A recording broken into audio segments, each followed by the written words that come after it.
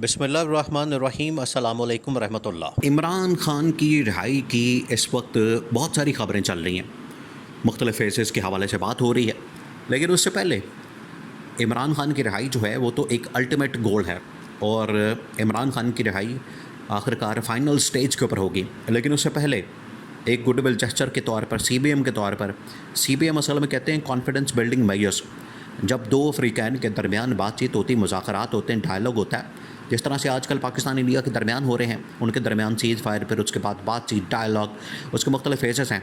लेकिन इधर पाकिस्तान के अंदर, पाकिस्तान की जो अंदरूनी सूरत हाल है उसमें भी एक सीज़ फायर, उसके अंदर भी दो अफ्रीकैन, एक तरफ पीटीआई और दूसरी जानिब इस्टेब्लिशमेंट, इनके दरमियान भी सीज़ फायर, डायलॉग, बातचीत, मुज़ाकरात, टेबल टॉक, उसके नताइज आना शुरू हुए। और इनके दरमियान जो बातचीत हुई ये असल में उन्हीं दिनों में हुए जिन दिनों में इंडिया ने पाकिस्तान के ऊपर हमला किया। पाकिस्तान के ऊपर हमला बिल्कुल उसने कर दिया। उससे एक दिन पहले जो है ये पाकिस्तान के इस्टेब्लिशमेंट और पीटीआई की लीडरशिप के दरमियान, इमरान खान के दरमियान बाकायदा तौर पर बातचीत हुई, डायलॉग हुआ, उनके दरमियान टेबल टॉक हुई और अडियाला जेल के अंदर इमरान खान से मुलाकात हुई। और उसके नताइज, पहला जो रिज़ल्ट सामने आया, नतीजा सामने आया, उसमें शाह महमूद कुरैशी, उससे पहले आप देखें कि मियाँ इबाद फ़ारूक को रिहा किया गया। मियाँ इबाद फ़ारूक, इसके अलावा हसन न्याज़ी और बहुत सारे ऐसे लोग हैं जो तकरीबन को 100 के करीब पाकिस्तान के तहरीक इंसाफ के, पीटीआई के कारकुन, वर्कर सपोर्टर्स, 100 के करीब जिनको मिलिट्री कोर्ट के हवाले किया गया, उनका मिलिट्री ट्रायल हुआ। ये बहुत सारे लोग हैं। इसमें ये हसन न्याज़ी जो इमरान खान का भांजा है, जो इमरान खान की बहन नौरीन खान, उसका बेटा, और ये भी मिलिट्री कोर्ट के हवाले किया गया। वहाँ पर मिलिट्री ट्रायल हुआ 100 के करीब लोगों का, 10-10 साल की सज़ाएँ सुनाई गई, जिसके अंदर मियाँ इबाद फ़ारूक भी शामिल है। अब मियाँ इबाद फ़ारूक की अचानक से रातों रात, आप इस अंदाज़ा करें, ये बहुत बड़ी डेवलपमेंट हुई, बहुत बड़ी, ये कोई छोटी डेवलपमेंट नहीं हुई, बहुत बड़ी डेवलपमेंट हुई कि रातों रात जो है मियाँ इबाद फ़ारूक की सज़ा को ख़त्म कर दिया गया और सज़ा को ख़त्म करके मियाँ इबाद फ़ारूक को अचानक से रिहा कर दिया गया। उसके बाद फिर डॉक्टर यास्मीन राशिद की बात हुई, उमर सरफराज चीमा की, उसके अलावा एजाज चौधरी की, और डॉक्टर यास्मीन राशिद और शाह महमूद कुरैशी की। इनकी रिहाई की बातें शुरू हो गई कि इनको रिहा किया जा सकता है, छोड़ा जा सकता है।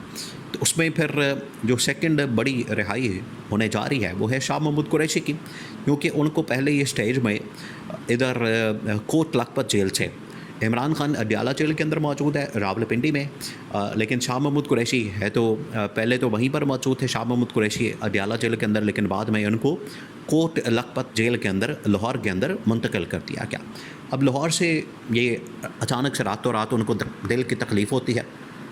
देखिए, ये जो सियासतदान हैं इनकी बीमारियाँ भी सियासी होती हैं, ये बिल्कुल आपने जहन में रखना है। ये जिस तरीके से शरीफ ख़ानदान, ज़रदारी ख़ानदान, आपको पता है कि जब भी इनको जेल होती है, जब भी ये जेलों में जाते हैं, जब भी ये इनको सज़ाएँ होती हैं, इनकी अकाउंटेबिलिटी, एहतसाब शुरू होता है, इनका हिसाब किताब शुरू होता है, ये फिर इनको जेलों में डाला जाता है, तो ये एक दिन भी नहीं काटते वहाँ पर जेल में। और फिर उसके बाद क्या होता है, इनकी सियासी बीमारियाँ, ये शरीफ ख़ानदान इसके अंदर तो खैर बहुत ही माहिर है। 99 के अंदर जब ये डील करके जत्ता भागे और उसके बाद लंदन चले गए, और अभी 2019 में इमरान खान के दौर में जब ये लंदन भागे तो उस वक्त यही ड्रामा किया गया।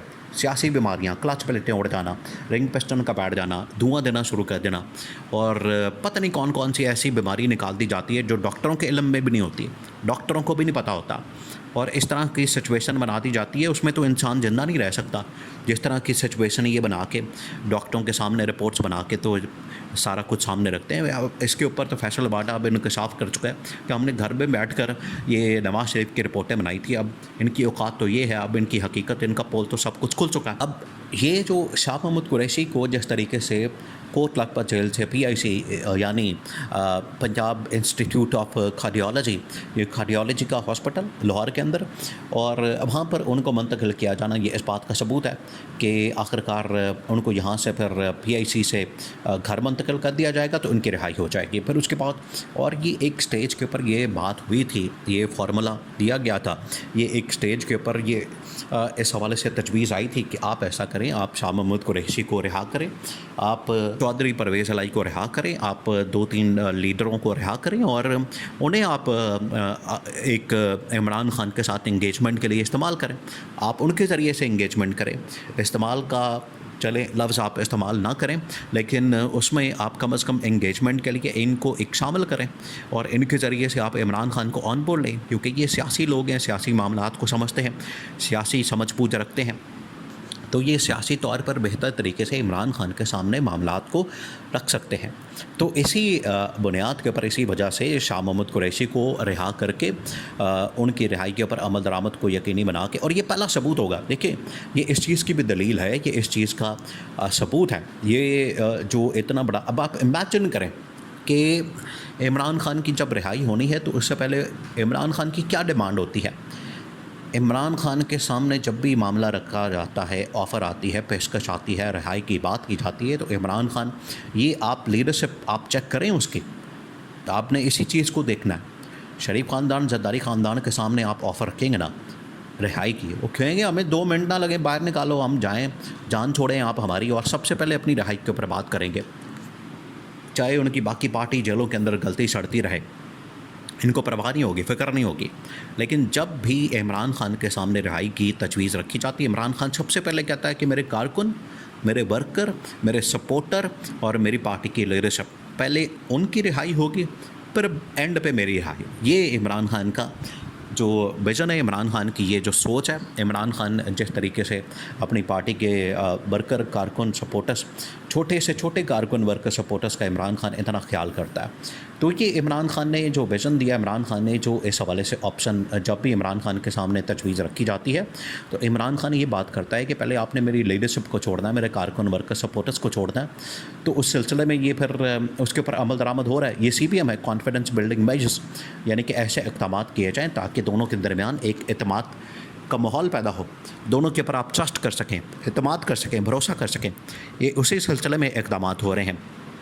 तो पहले ही स्टेज के ऊपर, पहले फ़ेज़ में शाह महमूद कुरैशी की रिहाई, और अगले फ़ेज़ के अंदर बाकी लीडरान और कारकुनों की रिहाई, और फिर अल्टीमेटली इमरान खान की रिहाई।